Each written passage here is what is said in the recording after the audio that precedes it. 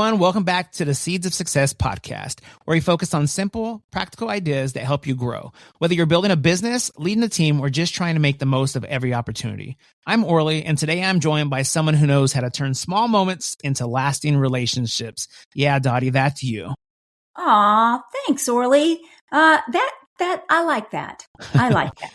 You know, it's true. And that's exactly what we're talking about today, because here's something most people don't realize. It's not that the opportunities aren't there. It's that they're often just lost too soon. Yes, this is such a common scenario. Someone reaches out for information, say they ask about a party, an event, or a booking, and you respond once, maybe follow up on that twice, and then it just kind of fades away. Yeah, and then the assumption is, they weren't interested. But that's rarely the full story.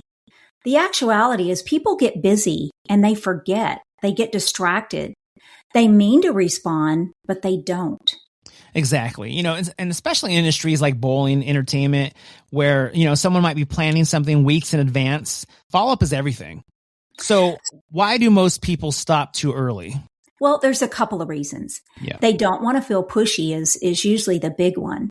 And they assume no response means no interest, or they simply move on to the next thing. That makes sense. No one wants to come across as annoying. Right. But there's a difference between being pushy and being present. And that's where people miss the mark sometimes. It's kind of like making a friendship. You don't try once to make a friendship with someone. You have to try several times, right? Yeah. All right. So let's redefine this. What does good follow-up actually look like? It's helpful, not heavy. It keeps the conversation moving forward without pressure. For example, just checking in. Happy to help with you if you have any questions. Mm-hmm. Wanted to see if you're still planning that event. Let me know if you'd like to lock in a date. Yeah, that's such a key point. It's not about the chasing. It's about staying visible and available. All right. So let's make this actionable. What's a simple follow-up formula people can use? Let's break it down. Just like we do on all of our episodes, we want to make it easy, obtainable. Let's break this down into 3 really easy steps. Okay. The first is follow up more than you think you should. Most people stop after just 1 or 2 attempts, but it often takes 3, 4, or even 5 touch points before someone responds. Yeah, and each one doesn't have to be long or complicated. It just shows consistency. Add value each time. This is big. Don't just repeat the same message. Exactly. Each follow-up can include something helpful. A quick tip, a reminder about availability, a suggestion or an idea, or maybe even mention something that the center now offers that you didn't offer in the past. For example, weekends are filling up. Happy to help you secure a time if you're still interested. This is where people overcomplicate things. Keep it light and easy to respond. Keep it simple. Short messages. Very clear next steps. Easy yes or no responses. Yeah, because if it's easy to respond, people are much more likely to engage. All right, so let's bring this to life. Let's say someone inquires about booking a party at a bowling center. What does a good follow-up look like? Here's a simple flow.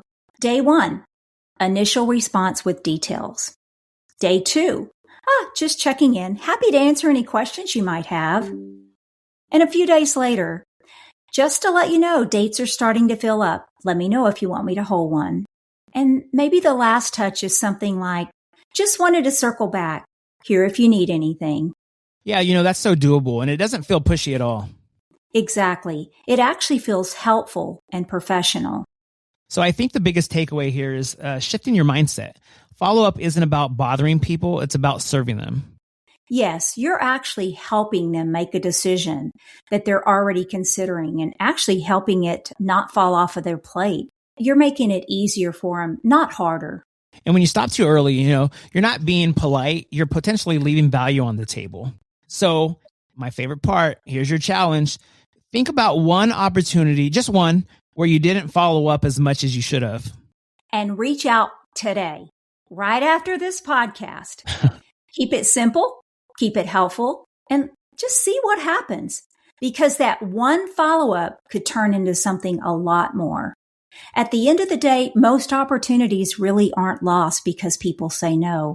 They're lost because we just get busy. They get lost because the conversation stopped too soon.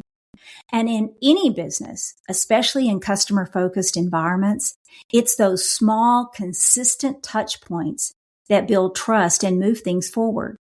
So don't be afraid to follow up. Be thoughtful, helpful, and most importantly, be consistent. Treat it as if you're making a friend. Because sometimes the difference between a missed opportunity and a successful one is simply one more message. Listeners, thanks so much for joining us today on Seeds of Success. If this episode gave you a new perspective, share it with your team and start putting that follow-up formula into action. We'll see you next time. And in the meantime, keep growing your business, one happy customer and one amazing experience at a time.